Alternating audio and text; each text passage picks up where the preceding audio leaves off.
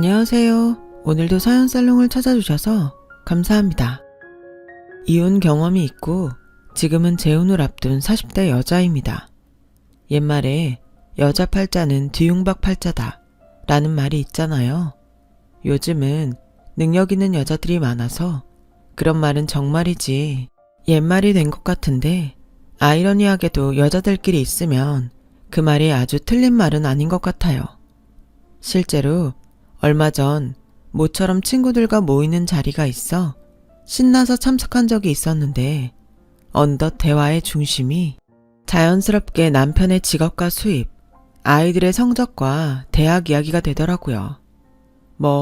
다른 친구들이니 다른 친구들의 남편은 어떤지, 아이들은 어떤지 궁금할 수도 있는데, 저는 어쩐지 친구들이 서로 누가 더 잘 사는지 경쟁하는 것처럼 느껴져 그 자리가 마냥 즐겁지는 않았네요. 그렇다 보니 함께 있던 친구들 중에는 제가 이혼했던 것 때문에 주눅이 들어 그런가 하고 생각할 수도 있고, 또 제가 자신들에 비해 내세울 것이 없어 그렇다고 생각할 수도 있는데, 사실 저는 그게 다 부질없는 걸 먼저 경험했기에 솔직히 친구들이 안타까웠어요.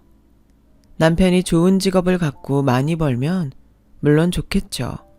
하지만 그것이 자신의 급을 나누는 기준이 된다는 건 역시 지금 생각해도 뭔가 잘못된 생각인 것 같아요. 하지만 저도 한때는 시집을 잘 가면 행복한 인생이 되지 않을까 생각했던 사람이었는데, 그때 아주 호되게 당하고 정신을 차린 케이스라 부끄럽지만 저의 이야기를 들려드릴까 합니다. 툭 까놓고 저는 결혼 전 뭐 하나 내세울 것이 없는 그런 사람이었어요. 고등학교 때 아버지가 돌아가시면서 집안 형편이 어려워졌고, 20살이 되고 취직을 하면서 실질적인 가장이 되다 보니 남들은 청춘이다, 꿈이다 열을 올릴 때 저는 돈에 목을 메고 살았어요. 많지 않은 월급에 엄마와 2살 아래 남동생을 책임져야 했거든요. 그래서 늘 통장에 돈이 없으면 불안했고, 적금은 행복하기 위해서가 아니라 불행해지지 않으려고 필사적으로 들었어요. 그렇게 살다 보니 남은 건 억척스러움 뿐이었는데, 인생이 아주 비극은 없다고, 그런 인생이지만 가끔은 우는 날도 있었어요. 그리고 환경의 영향이지만 생활력 강하다는 칭찬을 자주 들었어요. 그게 제 인생의 득이자 독이 되었죠. 남편을 만난 건 30살이 되던 해였어요. 직장 선배의 아는 지인이었죠. 남편은 첫 인상부터 뭔가 달랐어요. 지적인 이미지에 말도 센스 있게 잘해서 그냥 보고만 있어도 홀린 듯 했으니까요. 한마디로 제가 남편한테 홀딱 반한 거예요. 그렇다고 먼저 말을 걸 용기는 없었는데, 우연인지 필연인지 남편과 저는 사는 동네가 꽤 가깝더라고요. 그래서 돌아가는 길에 몇 마디 나눌 기회가 있었고, 몇 번 출근길과 퇴근길에 마주치다 남편이 먼저 이것도 인연인데 동네 친구, 술 친구 하자고 해서 그때부터 본격적으로 남편과 가까이 지내게 되었어요. 그리고 처음으로 단 둘이 술을 마시기로 한 날, 남편은 조금 취한 얼굴로 저에게 이런 말을 했었는데요.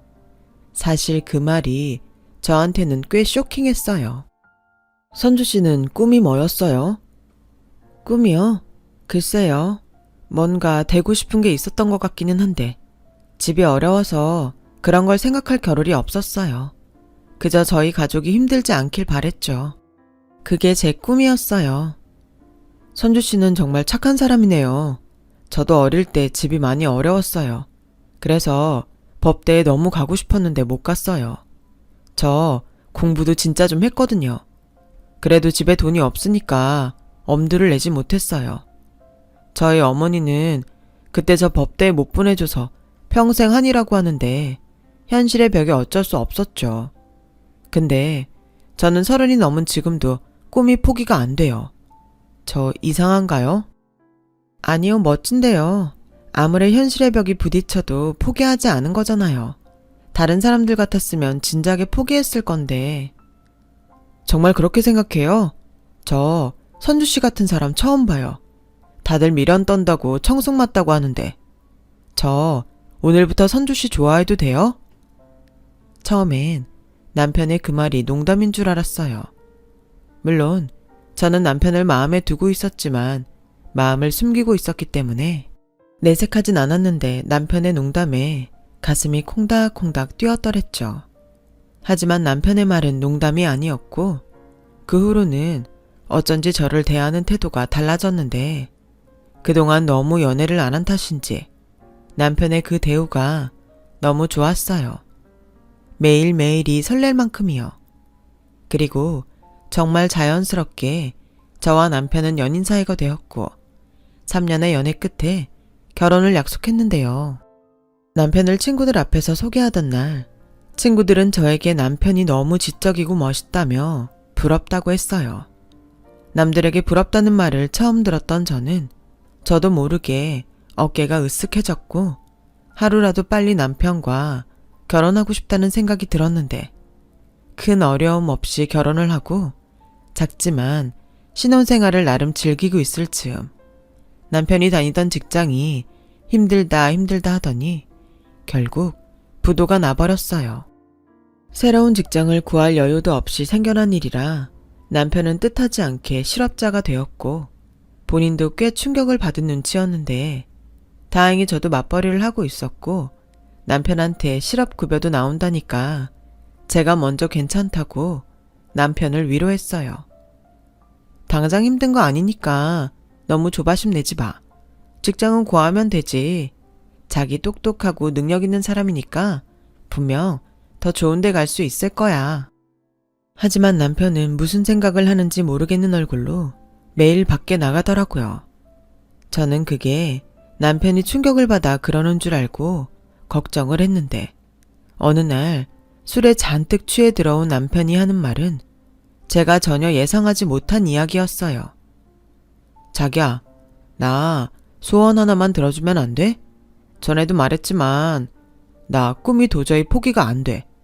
다니던 회사까지 부도가 나니 이때다 싶고 나 자기한테 잘못하는 거 아는데 로스쿨 가고 싶어.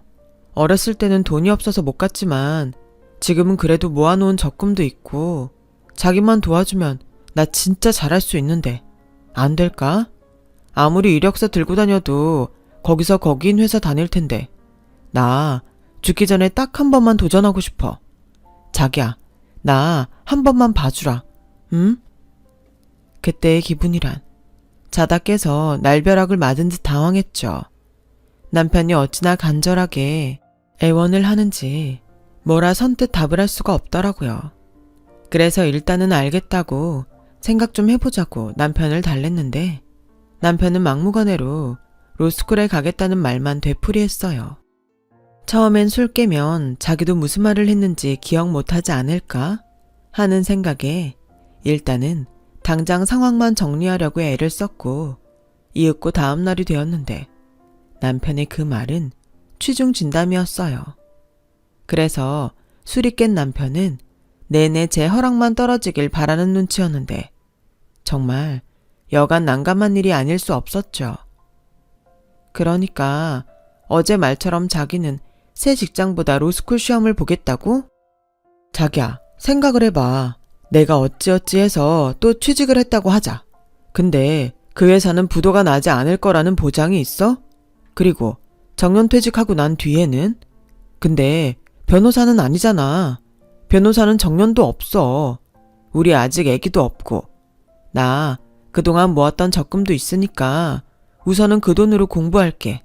나 정말 포기가 안 돼서 그래. 자기 마음은 잘 알겠어. 근데 현실적인 생각도 해야지. 그래, 당장은 자기가 모은 돈으로 공부한다 치자. 그래서 합격하면 그럼 학비며 생활비는 그걸 다 나 혼자 감당하라고? 그게 현실적으로 되겠어? 물론 힘들 거라는 거 알아. 대신 내가 밤에는 대리운전이라도 할게. 최대한 생활비 나오지 않도록 돈 안 쓰고 진짜 공부만 할게.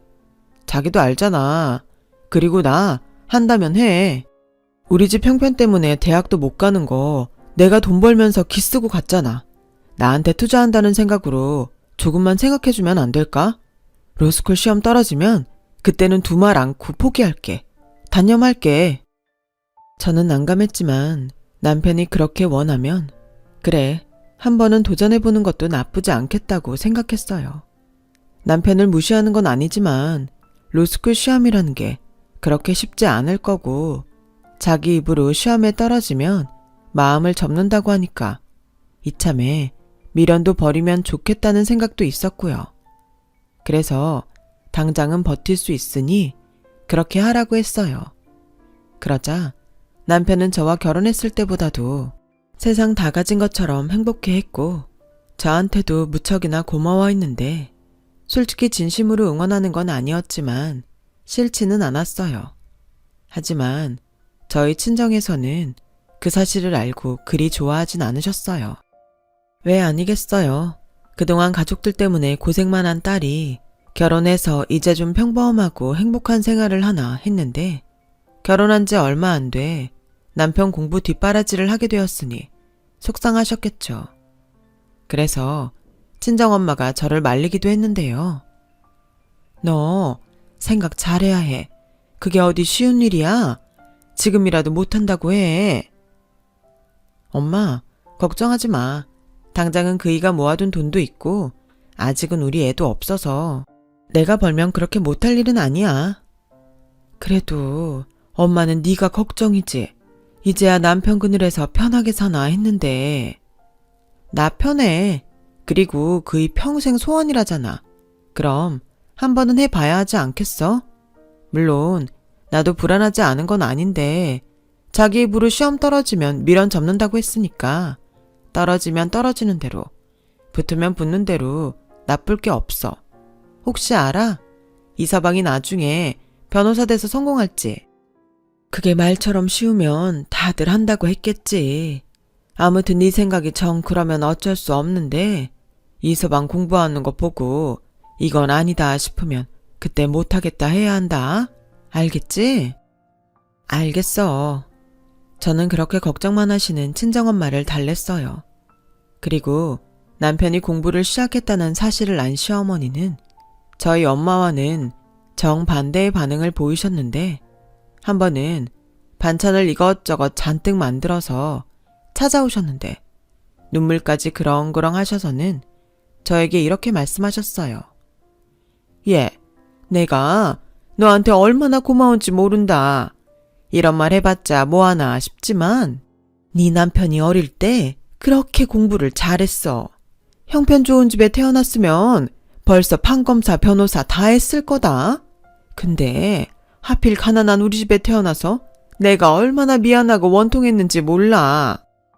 네, 저도 들어서 알고 있어요. 학비 대주지 못하는 어머니 마음도 이해가 가고요. 어머나, 너는 어쩌면 마음씨가 그렇게 곱니? 내가 너 처음 볼 때부터 알아봤다. 너도 힘들어서 그 마음 잘 알지? 이게 바로 이심전심인 거지. 내 평생의 미안한 한을 풀어줘서 너무 고마워. 마음 같아서는 너롭고 춤이라도 추고 싶은 심정이야. 네가 우리 집 복덩이다, 복덩이. 그날 시어머니는 제가 민망할 정도로 고맙다 하시며 댁으로 돌아가셨어요.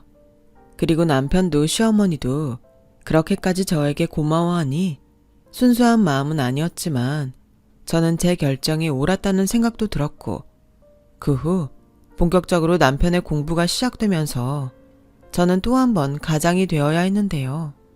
그래도 예전과는 다르게 사랑하는 남편을 위해서라고 생각하니 어깨가 그렇게 무겁지는 않았어요.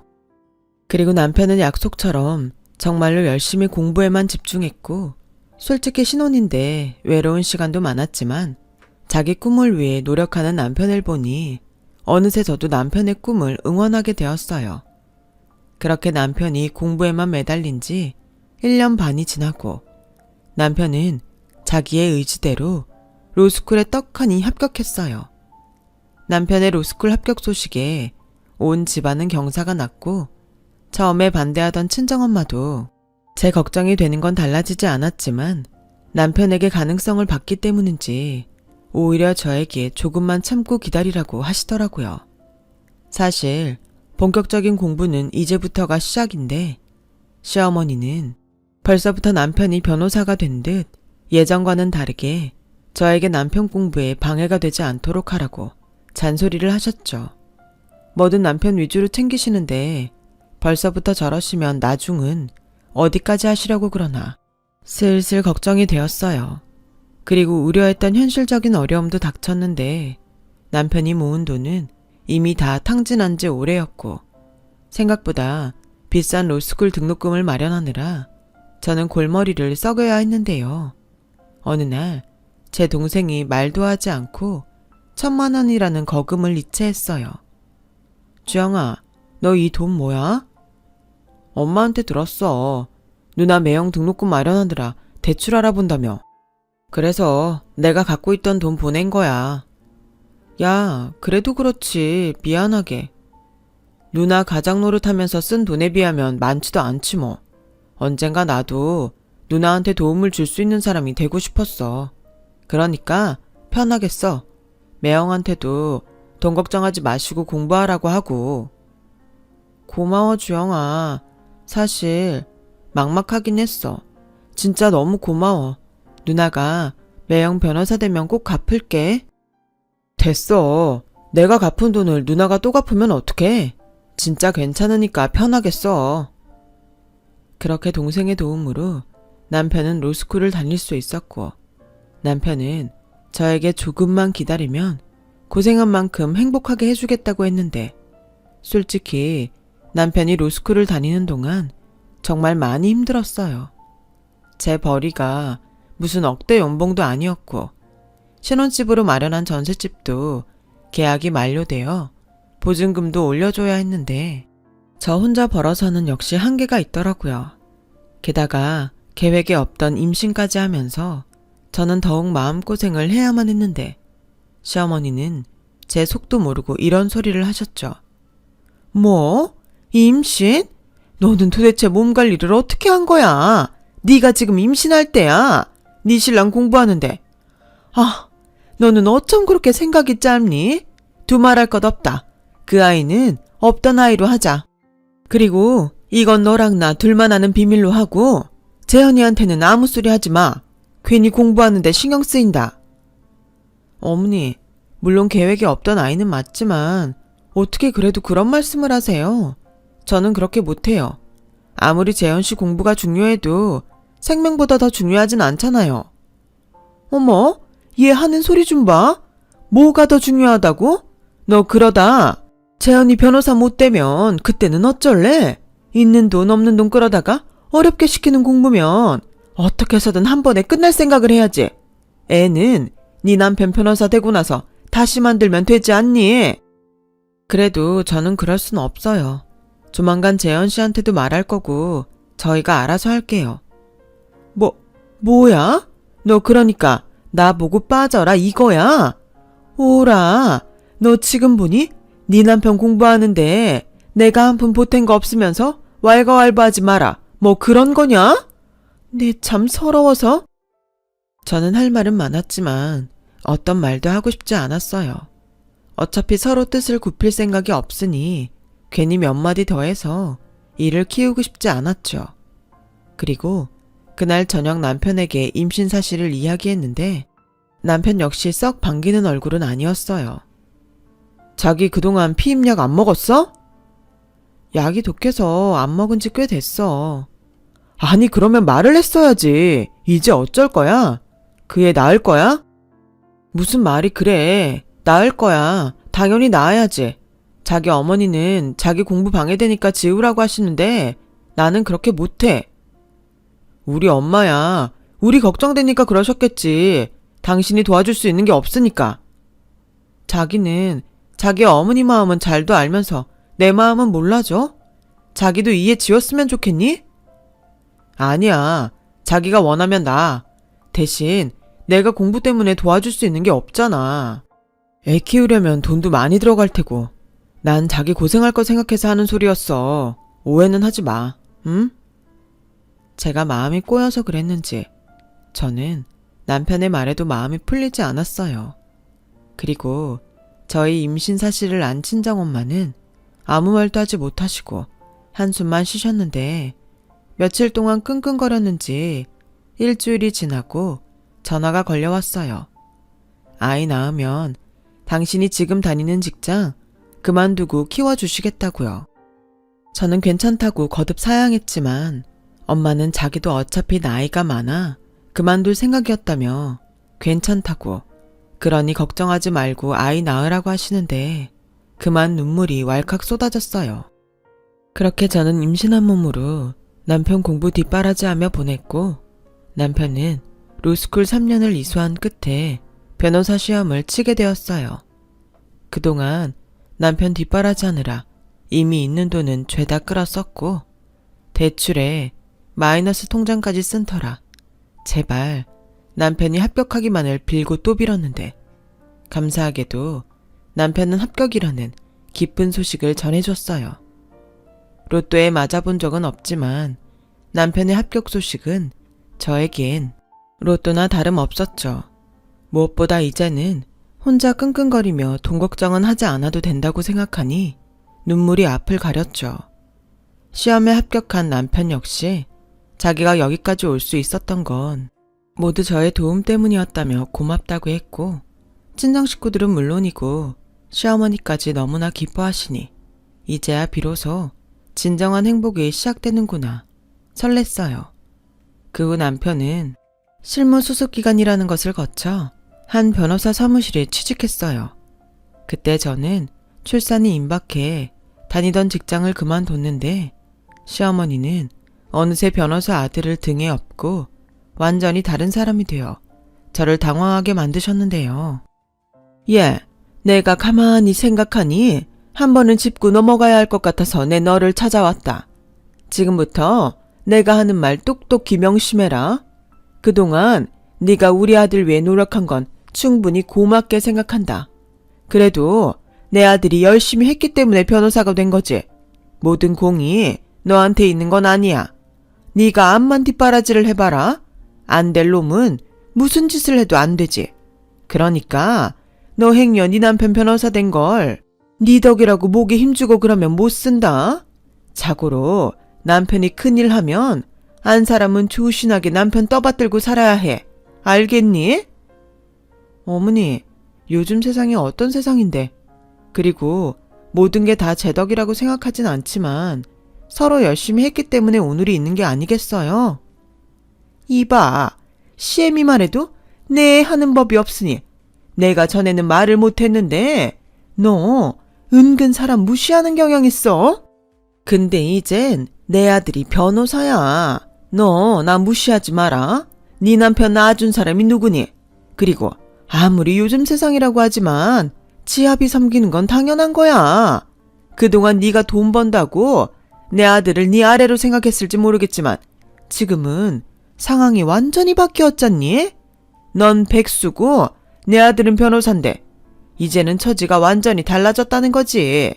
그러니까 이제부터는 무조건 네 남편을 네 위에 있다고 생각하란 말이야. 토달지 말고. 저는 황당하다 못해 시어머니의 말에 당황했어요. 전에도 남편이 로스쿨 합격했을 때도 그러시더니 시어머니의 태도는 완전히 바뀌었고 예전 저에게 자기 집의 복덩이라며 업고 다니고 싶을 정도라던 시어머니의 모습은 흔적도 없이 사라졌더라고요. 그래서 솔직히 앞으로의 결혼 생활이 걱정되긴 했지만 남편이 변호사가 되어 기뻐서 저러시나 한 번은 그냥 넘어가려 했는데 시간이 지나면 지날수록 시어머니의 도를 지나친 말과 행동은 계속됐어요. 저는 출산 후 조리원에 가지 못하고 집에 와야 했는데 보통 조리원은 임신 초에 예약을 해야 하는데 그때 당시 돈이 없어 예약을 못했거든요. 그런데 시어머니는 남편이 변호사인데 궁상맞게 집에서 산후조리를 하냐며 핀잔을 주셨고 급기야 산후조리 중에 몰골도 말이 아니고 아기도 3-7일이 지나지 않아 조심스러운데 시어머니는 그런 것들을 전혀 개의치 않으시며 시도 때도 없이 친구분이나 아는 지인들을 저희 집에 데리고 오셔서는 변호사 아들을 자랑하셨어요. 게다가 산후조리는 저희 친정엄마가 저희 집에 오셔서 해주고 계셨는데 그런 저희 엄마에게 커피를 좀 타와라, 점심상을 차려줘라, 급기야 술상까지 차려달라시니 그건 도저히 참을 수가 없었죠. 하지만 저희 엄마는 제가 욱할 때마다 저를 말리셨고 저는 하도 답답해 퇴근한 남편을 붙잡고 도저히 못 참겠으니 당신이 알아서 얘기 좀 해달라고 말을 했는데 남편은 인상을 찌푸리더니 저에게 이렇게 말을 했어요. 나 요즘 진짜 힘들거든? 예전에 공부할 때보다 10배, 아니 100배는 더 힘든 것 같아. 근데 나 자기한테 말 안 하잖아. 물론 우리 엄마 일이라서 말하는 거겠지만 난 괜찮으니까 자기 하고 싶은 말 있으면 생각하지 말고 직접 해. 우리 엄마 다른 사람들처럼 말 안 통하고 그런 사람도 아니고 상식 없는 사람도 아니니 자기가 잘 말씀드리면 아실 거야. 자기는 어쩌면 남 얘기하듯이 그래? 자기 바쁜 건 알겠는데 잠깐이라도 전화할 시간은 있잖아. 내가 말하면 서로 불편해질 텐데 그 생각은 안 들어? 그리고 상식 없는 사람이 아니라고? 아예 아직 3, 7일도 지나지 않았는데 외부인 막 데리고 오셔서 사돈한테 차 내놔라, 식사 차려라, 술상 내오라 하는 게 상식이야? 아, 그럼 나더러 어쩌라고. 엄마가 기분 좋아서 조금 오버하는 것까지 내가 말려야 해? 우리 엄마는 뭐 평생 자기 눈치만 보고 살아야 하냐고. 그냥 좀 지나갈 순 없어? 아니, 도대체 전에는 안 그랬으면서 왜 바가지를 긁지? 회사 그만두니까 할 일이 없어서 그래? 저는 한심하다는 듯 저를 쳐다보며 이야기하는 남편에게 실망했어요. 시어머니만 변했다고 생각했는데 남편도 변했더라고요. 물론 자기 부모 욕하는 소리 좋게만 들을 수 없겠지만 그래도 산후조리로 고생하는 저를 위해 그 정도도 해줄 수 없는 건가? 저는 서럽기까지 했어요. 그래서 다음날 여지없이 친구들을 데리고 온 시어머니에게 대놓고 조심해달라 말씀을 드렸고 시어머니는 친구들 앞에서 망신을 당했다고 생각했는지 얼굴이 시뻘겋게 되어서는 저에게 손가락질까지 하시며 화를 내셨는데요. 속상하게 그 모습을 저희 엄마가 모두 보셨어요. 아니, 너는 며느리가 돼서 시애미 기분 맞춰주는 게 그렇게 어렵냐? 막말로 네 남편 이제 개인 사무실 차리면 그 덕은 너 혼자 볼 텐데 이것도 못 참아. 그리고 내가 변호사 아들 줬음 알아서 나한테 용돈이건 선물이건 척척하고 그래야지. 이건 뭐 입을 싹 닦으니? 내가 말을 안 해서 그렇지 얼마나 창피한 줄 알아? 어머니, 입을 닦다뇨. 저희 형편 뻔히 알면서. 그이 이제 막 변호사 돼서 돈벌이 하는 건데 저희가 그럴 여유가 어딨어요. 욕심 많은 여우 같은 것. 너 아직도 네 덕에 내 아들이 변호사 됐다고 생각하지? 웃기지 마. 내 아들이 똑똑해서 내 아들이 잘나서 그런 거야. 사돈, 가만히 듣자 하니 저도 못 참겠네요. 저희 애가 참다 오죽하면 그런 말씀을 드렸겠어요. 그리고 아들 가지고 장사하시는 것도 아닌데 뭘 그렇게 바라세요. 이 서방이 아무리 똑똑해도 저희 딸이 뒷바라지 못했음 그 변호사 간판도 없는 겁니다. 뭐예요? 그 엄마의 그 딸이라고 하더니 아주 모녀가 쌍으로 어이없네.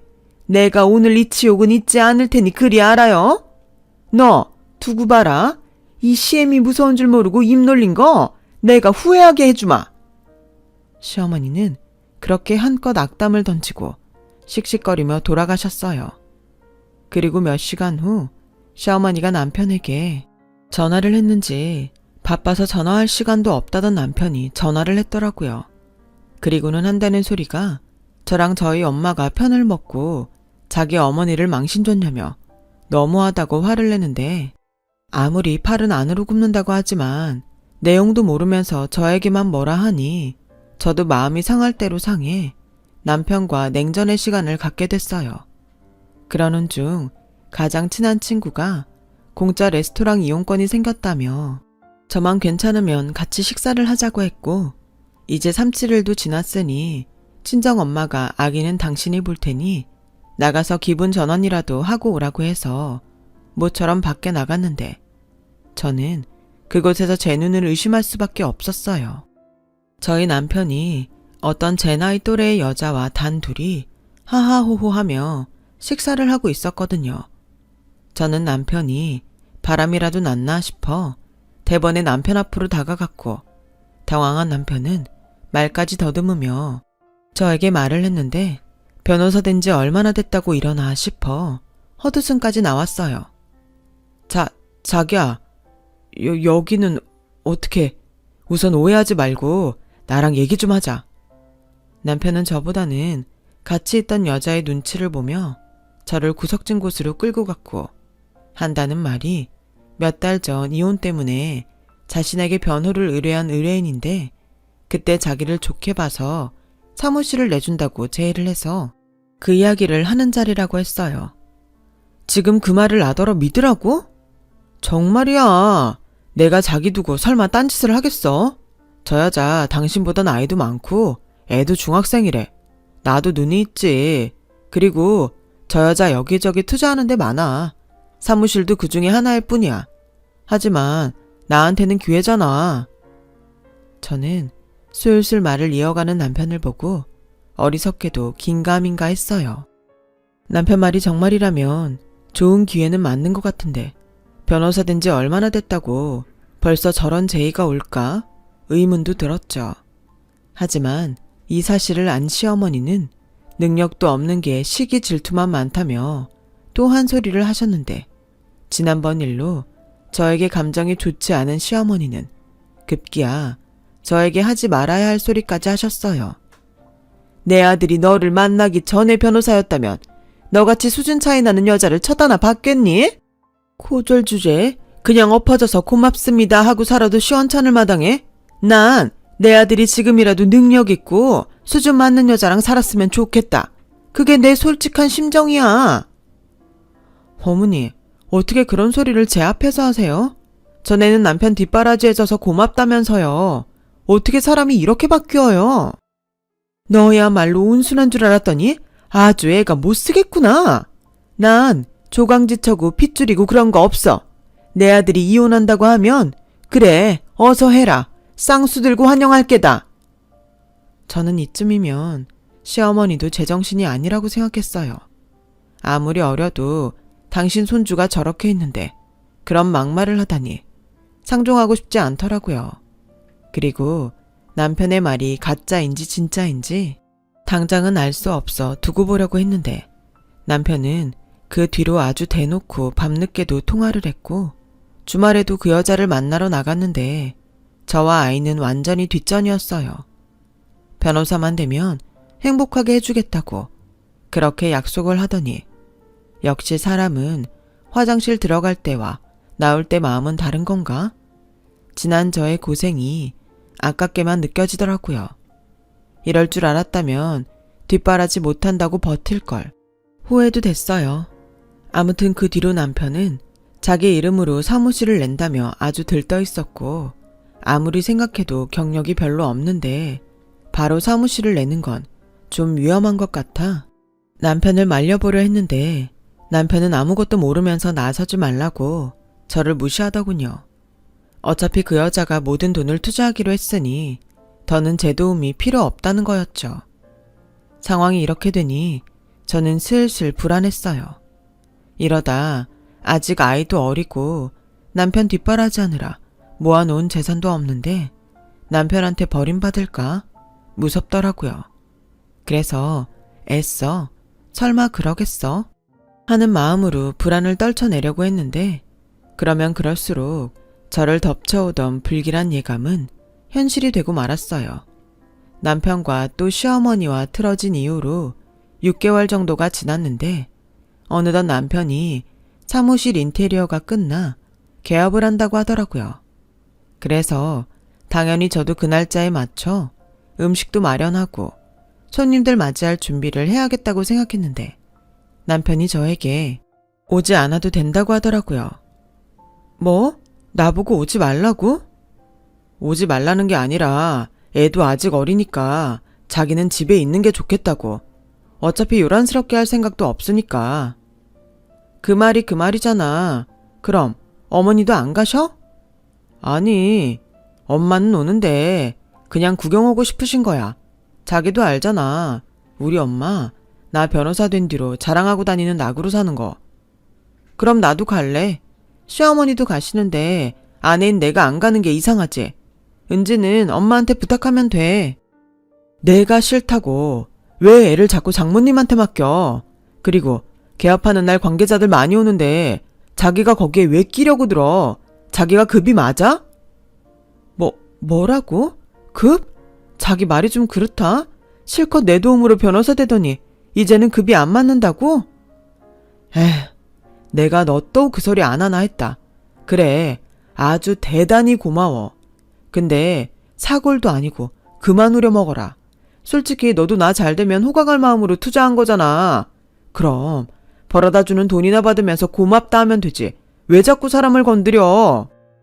남편은 그렇게 말하고 휙 나가버렸어요. 그 말을 듣는데 저도 많이 놀랐는지 손이 바들바들 떨렸고 심장까지 떨리는 게 진정이 되지도 않았고 저는 하도 오지 말라고 하니 거꾸로 오기가 생겨서 남편의 사무실 개업식 날 남편 몰래 사무실을 찾아갔어요. 그런데 제가 사무실에 도착하자 시어머니를 비롯한 시댁 친척들이 모두 와 있었고 시어머니는 전에 봤던 투자자라는 여자를 옆에 끼고 꽤나 친한 듯 말을 하더니 친척들에게 인사를 시켰어요. 여기 우리 며느리 멀리서 올라오느라 힘들었죠, 형님? 아니, 뭐가 힘들어. 우리 변호사 조카 보러 오는데 드디어 우리 집도 재현이 덕에 사자 집안이 되는 건가? 그렇다니까요, 형님. 우리 며느리 덕에 이렇게 번듯한 사무실까지 있으니 이제 돈 버는 일만 남았죠. 동서는 좋겠어.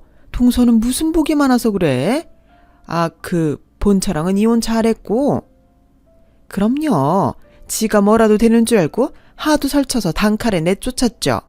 진작에 이혼 소송에서 끝났고 이젠 진짜 짝이랑 행복할 일만 남았어요. 정말 미치고 팔짝 뛸 노릇이었어요. 투자자라고 하더니 사실 그 여자는 남편의 내연녀였죠. 그 돈 많은 내연녀에 홀랑 빠져 멀쩡한 저를 이혼했다 소개하는 시어머니를 보고 있자니 제정신으로 있기 힘들더라고요. 그래서 저는 오늘 여기 완전히 뒤집어 버린다는 생각으로 사무실 앞에 놓여있는 화분이며 화환을 부수기 시작했어요. 그대로 사무실 안까지 쳐들어갔는데 남편과 시어머니가 마치 귀신을 본 듯 혼이 쏙 나갔지 뭐예요. 하지만 그들은 익숙하게 보는 시선들을 의식하며 거짓말을 하기 시작했어요. 자기야, 아니 너는 여기가 어디라고 와서 행패야. 우리 끝난 거 잊었어? 그래, 끝났으면 인정을 하고 지 살 길 찾아야지. 어디서 내 아들 앞길을 막아? 참나, 아주 쌍으로 미쳤네. 뭐가 어쩌고 어째? 그래, 내가 이참에 정말로 이혼해 줄 테니까 그동안 니놈 뒷바라지한 내 돈 내놔. 아니, 네 소원대로 변호사 되게 해줬으니까 내 시간과 내 정성까지 더해서 위자료도 내놔. 그럼 나도 미련 없이 이혼해 줄게. 뭐? 이혼 소송이 끝났다고? 내가 당장 가서 등본이라도 떼올까? 그리고 상간녀 너도 그러는 거 아니야. 너도 애 딸린 이혼녀라며? 그럼 가정 있는 남자는 건드리지 말아야지. 이 여자가 미쳤나? 지금 뭐라는 거야? 내가 애 딸린 이혼녀라고? 재현씨, 이 여자가 지금 무슨 소리 하는 거예요? 나 진짜 황당하네. 자기야, 정리했어. 저 여자가 현실 인정이 안 돼서 그래. 오죽하면 내 손으로 접근 금지 신청까지 했다니까.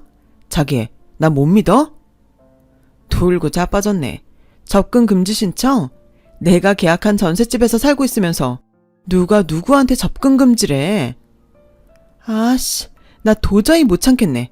야, 이재현, 너는 정말 끝이 없구나. 도대체 언제 사람 될래? 아니다. 네 엄마라는 여자 보니까 넌 사람이 되긴 글렀다. 뭐? 아니, 자기야, 왜 그래? 자기 같은 소리 하네. 너 내가 누군지 알아? 그때였어요. 순식간에 경찰들이 들이닥쳤고 남편의 손엔 수갑이 채워져 있었는데 저는 너무 당황스러워 아무 말도 못하자 그 여자가 저에게 이런 말을 해줬어요. 놀라셨죠? 근데 이렇게 하지 않으면 저 새끼 잡을 수가 없어서요. 사모님 남편 사기꾼이에요. 로스쿨 다닐 때부터 이 여자 저 여자한테 총각이라고 접근해서 돈 뜯어갔고 로스쿨 졸업하고 나서는 변호사 사칭하면서 돈 많은 여자만 골라 사기치고 다녔는데 제 동생이 그 피해자 중 한 명이었어요. 지금은 그 후유증으로 공황장애까지 겪고 있어서 일상생활이 거의 불가능해요. 진짜 이 새끼는 제 손으로 잡고 싶어서 이런 쇼를 하게 됐습니다. 이런 말 주제넘지만 사모님도 얼른 저 새끼랑 정리하세요. 저 새끼랑 엮여서 패가망신한 여자들이 얼마나 많은지 몰라요. 그리고 저 새끼 엄마는요, 저놈보다 더해요. 저놈이 저러는 거 뻔히 알면서 중간에서 돈만 챙겼어요. 사기꾼 아들 팔아 장사한 사람이 바로 저 아줌마예요. 그 여자의 말을 듣고 저는 아찔해서 그 자리에 주저앉고 말았어요. 전에 남편이 이혼 소송을 해줘서 만났다는 것도 다 거짓말이었고 그동안 월급이라고 가져온 돈들이 모두 사기친 돈이라는 것을 알게 됐는데 남편은 그런 주제에 잡혀가면서 저에게 거짓말이라고 속지 말라고 소리쳤고 누가 봐도 거기서 속은 건 저였어요. 경찰은 저 역시 피해자라고 조사를 받으러 오라고 했으니까요. 그리고 경찰서에서 만난 남편은 저에게 매달리고 잘못했다고 자기를 버리지 말아달라고 애원하는데 하는 말이 과간이더군요.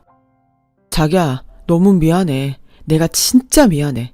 내가 시험에 떨어지고 잠깐 미쳤었어. 어쩌면 당신 간이 그렇게 큰 사람이었어? 할 짓이 없어 사기를 치니? 게다가 변호사 사칭까지? 왜? 법 공부하니 법이 하나도 안 무서웠어? 죽을 힘을 다해 공부했는데도 떨어진 걸 어떡해. 그래도 나 어떻게든 다시 시험 쳐서 변호사 하려고 했어. 자기랑 우리 애 앞에서 떳떳하려고 했다고. 떳떳? 그 더러운 입으로 우리 애 들먹이지 마. 나 당신이랑 당신 어머니 원하는 대로 이혼 소송할 거야. 안 돼. 나는 우리 가족 없으면 죽어. 제발 그러지 마, 선주야.